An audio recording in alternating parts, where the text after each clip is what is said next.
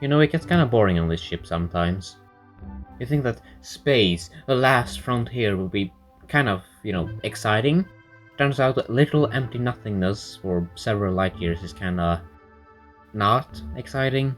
So you know what? Let's pass the time. Let's talk about Bionicle. Let's talk about Bionicle.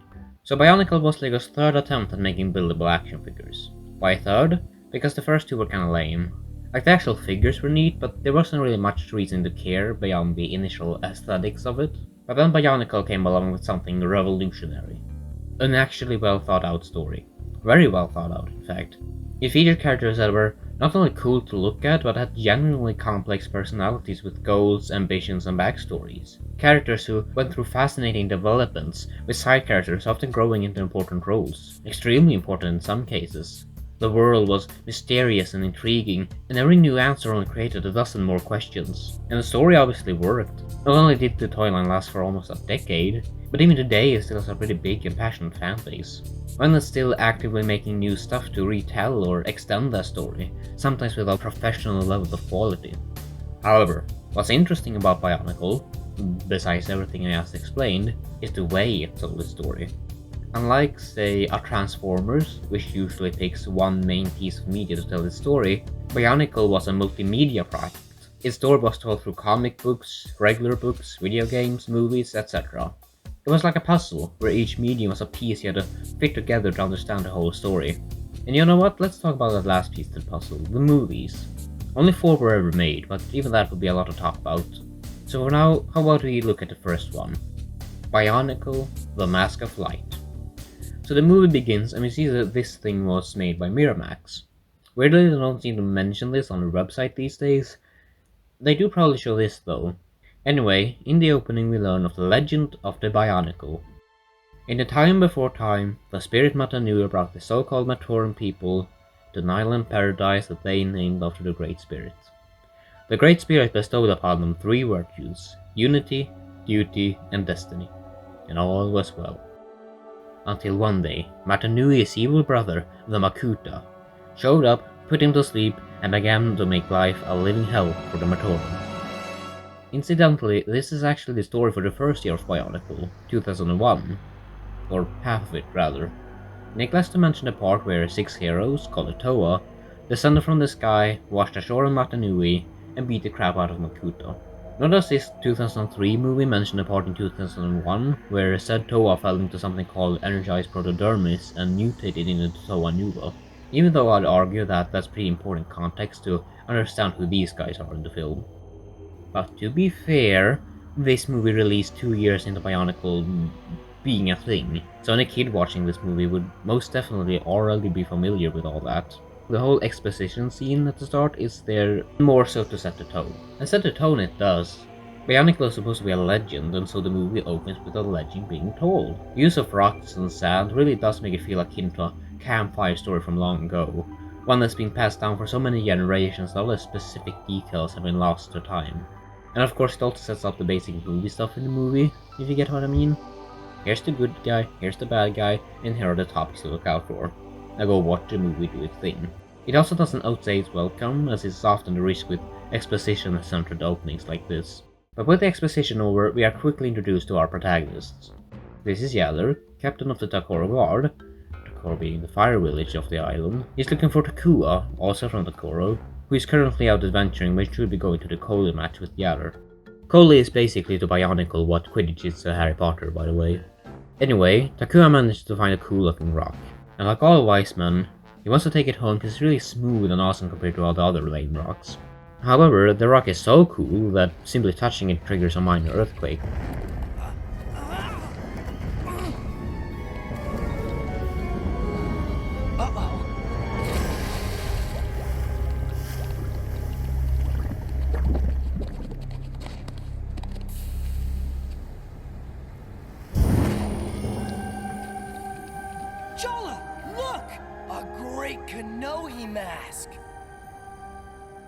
This also triggers a big magma tsunami thing to appear. Takua tries to surf away, fails miserably and is saved by Tao, one of the Toa Nuva I mentioned earlier. Tao then heads on over to Yaller while Kakua ace poses on his back. Yeah, this is a good point to address the elephant in the room. The CGI don't look too great. Kind of throwing rocks at glass house here, but it's worth bringing up anyway, because it's the very first thing you're gonna notice whenever you see so much as a clip of this film. Now the actual animation, i.e. how the characters move and emote, is generally fine. It's a little stiff at times, and background characters tend to just kind of freeze in place. But when there is animation, it's expressive, it conveys personality, and manages to make the characters feel lively. Models too are actually really nice, even by today's standards. Some people might argue that they should look more like the actual LEGO sets, instead of this weird Beast Warsy organic look. But in universe, these characters are supposed to be biomechanical. The name Bionicle is straight up a portmanteau of biological chronicle. And in the 2001 storyline for the brand, the Toa had literally put themselves together after their organic tissue had rotted inside the conscious they arrived in.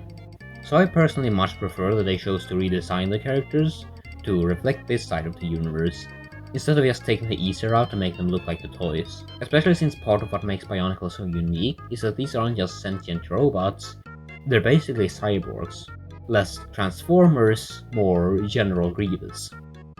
To me, the main issue with the CGI is the lighting. I don't quite know how to describe it, but it has this soft, almost waxy look to it. In universe, all the characters are made of something called protodermis, and judging by this movie, I assume protodermis itself is made from polished beeswax. Together with the blurry, low-res textures, it gives the whole movie a kind of soft, fuzzy look, and not in a good way. But to be fair, this is a direct-to-video toy film from 2003, and for the time, it doesn't look that bad, even if it has aged rather poorly since. Hell, Hoodwink came out 2 years later, on the big screen, and that looks far worse if you ask me. But I digress. But getting back to the actual plot, Yeller and Takua have arrived at the Koli station, just as the Turaga, basically the village elders of this island, are introducing the game. They also introduce the Toa, and what I like here is the juxtaposition between how they're described and what they actually do. Turaga Bakame here talks about them as protectors and spirits in a proud, grandiose manner, but then the actual Toa go on to big with each other like they're teenagers or something. Oh. I think my brother is afraid of having his fire extinguished. Sister, against me you'd be nothing but steam. Hot air, as they say. It's a nice way of showing what the Toa should be versus what they actually are right now. It's neat. Anyway, the Koli match commences. Takua tries a cool new trick, fails miserably and almost kills the Turaga. Takua sucks so much in fact that his team loses. The game ends, and during the celebratory bowing thing they do, the mask from Mario falls out of Yeller's backpack. Not quite sure why he was wearing that during the game, seems like he's just laying down. Neither Takua nor Yeller wants to take responsibility for this mask, so they kick it between each other until the Turaga notice and everyone goes to whatever this place is. It is here revealed that the mask Takua found is, in fact, the Mask of Light. It is to be worn by a 7th Toa. Not Wariki, but the Toa of Light. We should prepare for this Toa's arrival. When will it be? And where? Ah, this Toa will not simply appear as you and the others did. The 7th Toa must be found. Since the mask was shining its light on Yeller, while touching Takua might I add, as it always does when touching me, they conclude that the mask has chosen him to find the 7th Toa. But knowing that the mask really shows Takua, Yeller forces him to come along. If he ain't gonna do his duty, he's at least gonna help the one doing it for him. So the two set off, using the mask's light as a guide in their search for the 7th Toa. Meanwhile, we see the Makuta brooding over all that has transpired. Yeah, you know that being beaten to crap thing I mentioned in the 2001 storyline? Turns out it was less of a to-crap beating and more of a strategic withdrawal. And since then he's been up to all kinds of evil doings, like releasing island clean balls. And his latest scheme is to release the terrifying Rakshi to stop both the Toa and the two Matoran in their quest for the Toa of Light. And the Rakshi waste no time at all. They immediately head to Takaro, beat everyone there to a pulp, and sink the entire village into the lava. Everyone manages to escape, of course. I mean, they're not gonna show mass genocide in a kids movie. But even so, the entire village is just gone. This place has been standing for centuries before the Toa even arrived on the island, and yet these three guys were able to demolish it like it was made of cardboard. They even managed to poison Tao's mask, but more on that later.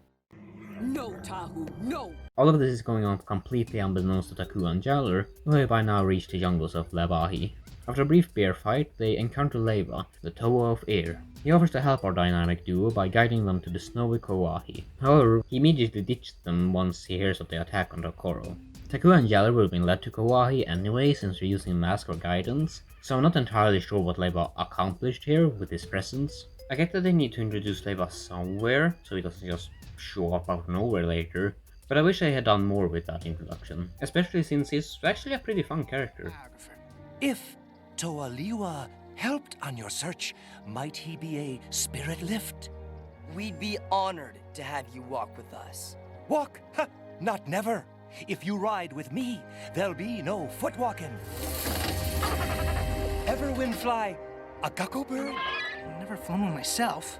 Then today's for quick learning. I'm gonna stop complaining though, because there is something about all this I really do like. See, when Yeller finds out about the attack, he's frustrated that he wasn't there. Why couldn't he be there? Because Takua forced his job of finding the 7th Toa onto Yeller, which now meant Yeller was too busy to do his job of protecting Takoro.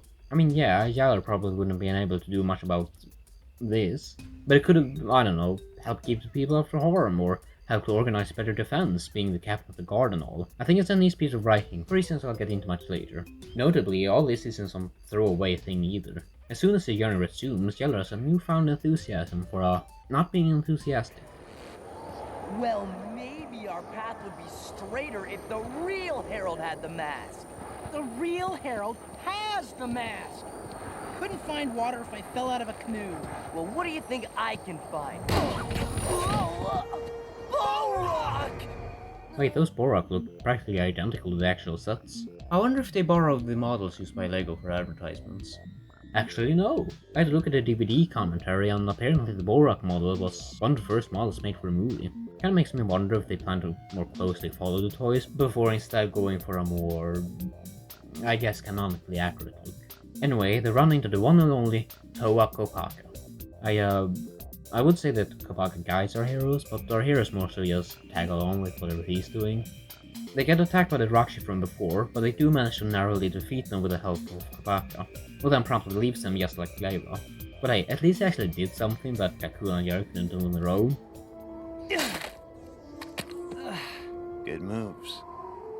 Even I get lucky sometimes. Not luck.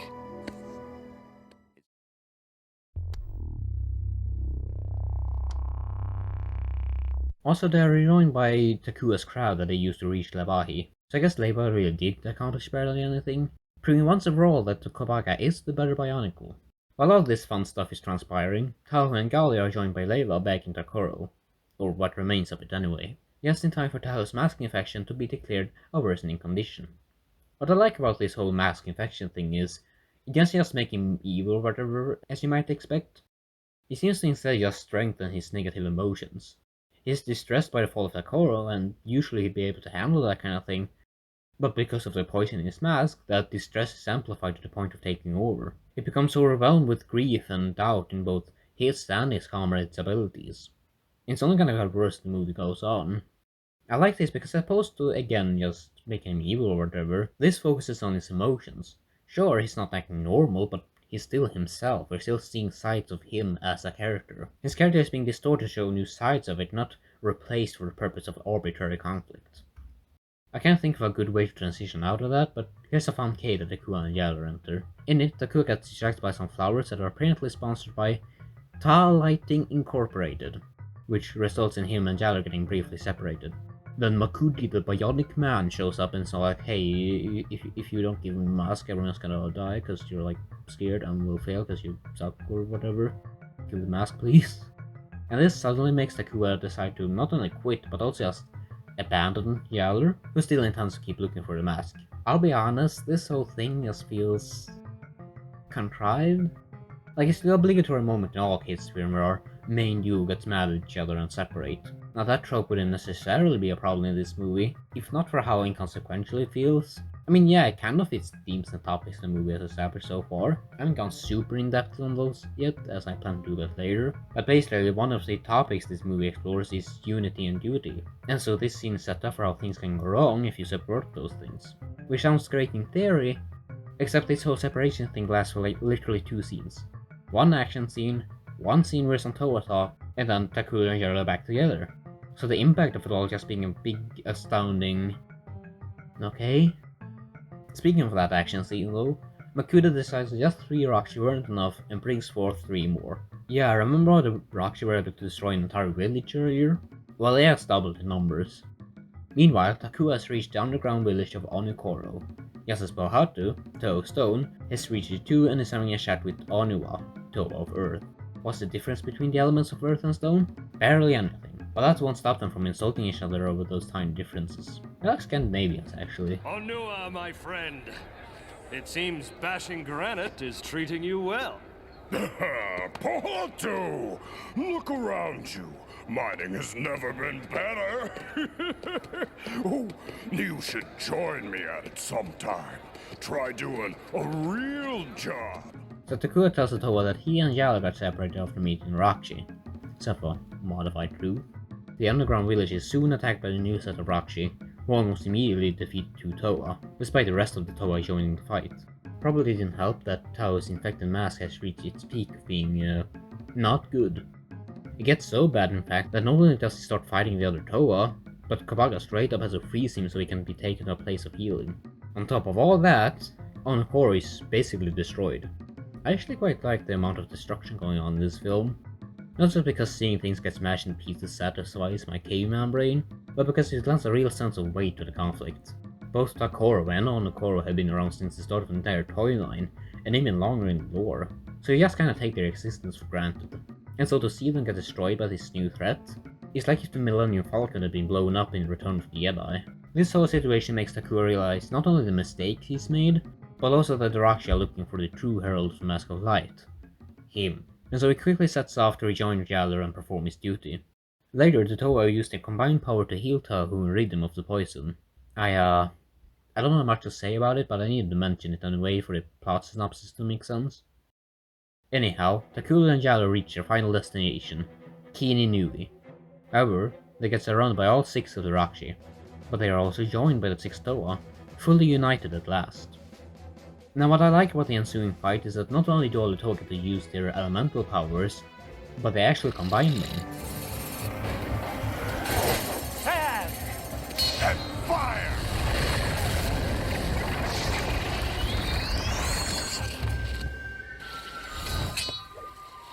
Makes glass! It's something you don't really see much when their elemental powers are shown in media, which is odd since the original idea behind the elements, way back in ancient Greece, was that everything in the universe was made of a certain combination of certain elements, and yet elemental powers are often depicted as separate. The only other example of actually combining elements I can think of at the top of my head is Asteroid on Xbox, but that game sucks so it doesn't count. So in the heat of the battle, Galler ends up sacrificing himself to save Takuro. Like he straight up dies. I'm supposed to make the sacrifice. No, the duty was mine. You know who you are. You were always different.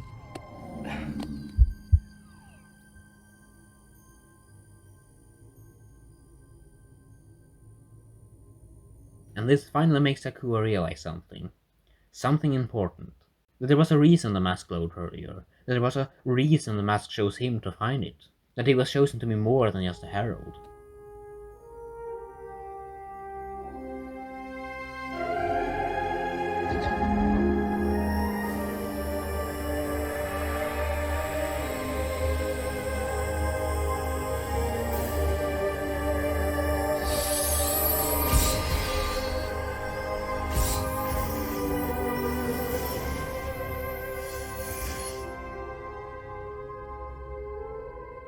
I am Takanuva, Toa of Light. He defeats the Roxy, does a little self-reflection, and then he and the other Toa build a hoverbike looking thing out of their remains. Using one of the Kratos slugs inside the Roxy, it will guide them to Makuta to defeat them once and for all, and awaken Matanui. A Matora named Holly shows up and tells them to put Yellow's mask on the hoverbike so he may continue to lead them quickly. Where did she come from? Make flags for 10 hours to find out. Come to think of it, I completely forgot to even mention her until now. But to be fair, she doesn't really do much. She shows up in the Coley match at the start, and there's like a hint at some romance thing going on between her and Galler, I think. But it doesn't really lead to anything or get mentioned again. But then she suddenly gets important at the end. for some reason. Anyway, Takua, now renamed Takanua, descends into Makuta's lair. Until now, we've never actually gotten a good look at Makuta, not just in this movie, but in the Bionicle storyline as a whole. But we finally get to see his true form now, and...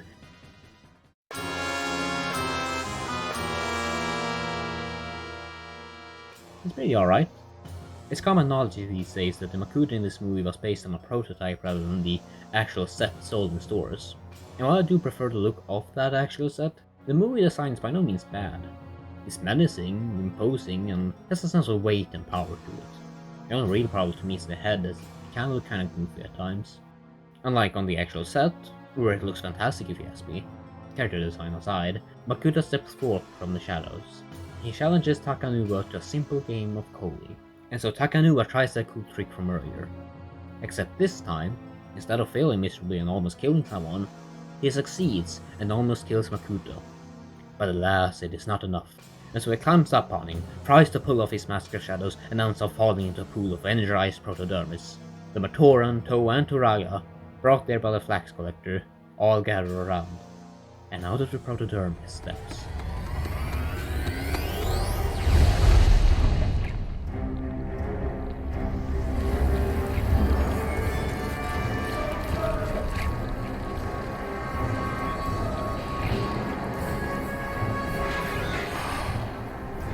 Light and shadow have become one. Light has revealed the will of Matanui. Our brother must be awakened. He holds open the gate needed to reawaken Matanui, and lets all of the island inhabitants through. Finally, he sacrifices his life energy to revive Yalor, and throws the Mask of Light to him. Then Turaga Vakama places the mask on this spot, and that somehow revives Takanua. I mean, I know it's a kids movie, so they can't show a lot of characters permanently dying. Don't want a Transformers the movie situation on our hands, you know? But still, what actually revived him here? Yeah, whatever. I stop complaining, everyone is happy, and a beam of light reveals the city of the Great Spirit. The city of Metru Nui. And with that, roll credits. Also, no Rahi were hurt in the making of this film. So that was the 2003 direct-to-video movie Bionicle: The Mask of Light. Now, is it a good movie? Honestly, I'd say yeah. For the most part anyway. One thing I enjoyed are the characters. I will admit that a few of them feel underutilized. Holly appears in the start and end, but is never even mentioned in between, and all the Towa besides Tahu and maybe Gali only do one or two things in the entire movie, not counting the penultimate battle. But the movie is only 70 minutes long, and with a runtime like that, it really can't focus on more than one or two characters. The standout character here is definitely Takua, as he's the one who truly has a character arc. I'd argue that the other characters exist mainly to support and propel that arc, which is fine because Takua is a really good character. He's brave and intelligent, but struggles to take things seriously and to act responsibly, and I think it's a fun dynamic. I do also think his character arc is handled pretty well. It's a gradual change. First he learns to take things more seriously, then he learns to take his responsibility, and then he finally learns to accept his destiny. It feels organic and believable as opposed to just being a binary switch between character flawed and character unflawed. Its acting is also pretty good. In fact, I think most of the characters' performances rank from decent to good. Well, well, well. Whatever happened to I quit? I could've, but I didn't. Bad news. More Rakshi. They've taken Onokoro. The Mask of Light was never at Onokoro. They don't want the mask. All this just to discover who I am? You have finally found your own story, and still you seek answers. Mata Nui is wiser than all. The path you walked was not to be here, but in here. Brother, are you well? No. No, I'm not well. But I am alive, and in your debt. I'd say the only performance that sticks out as bad to me is Yalor. It's not terrible, but a lot of his lines either feel a little out of place, or they feel almost like two lines from two different scenes stitched together. Not like sentence mixing, but like, well, just look for yourself. Takua! What are you doing down here alone? We're supposed to be at the Koli match? See what I mean? Certain lines just feel kinda disjointed. But swinging back to being positive, something I really enjoyed about the film are its themes. On a surface level, it's pretty easy to just say, oh, the themes are unity, duty, and destiny, like this is art. But what I find interesting is how the movie interprets those concepts. Let's start by looking at duty. Duty is really responsibility. Avoiding our responsibility means a job that isn't being done, and thus it can affect others when you don't do your responsibility. You also can't push your responsibility onto other people, for then they will be unable to untether their own responsibilities. But it's not just laziness that makes us avoid duty. Perhaps we just doubt ourselves too much to try. Perhaps we're scared, either of failure or of the responsibility being a point of no return. That once we accept our duty, we won't be able to go back to the things we did before. But if we work together, we can overcome those fears and doubts, and that's where unity comes in. Unity isn't just about teamwork makes the dream work, it's about companionship. You work together not because you have to, but because you care for each other. And Destiny is a culmination of those two. It's reaching the end of the journey it took to accept your responsibility and learn to appreciate and work with those around you. To reach a point where you're now able to do things that would have been considered impossible at the start of your journey. So with all this good stuff in mind, would I recommend this movie? Now that's a tricky question. Yeah, there's a lot of good stuff in this movie, but the movie itself is kind of esoteric.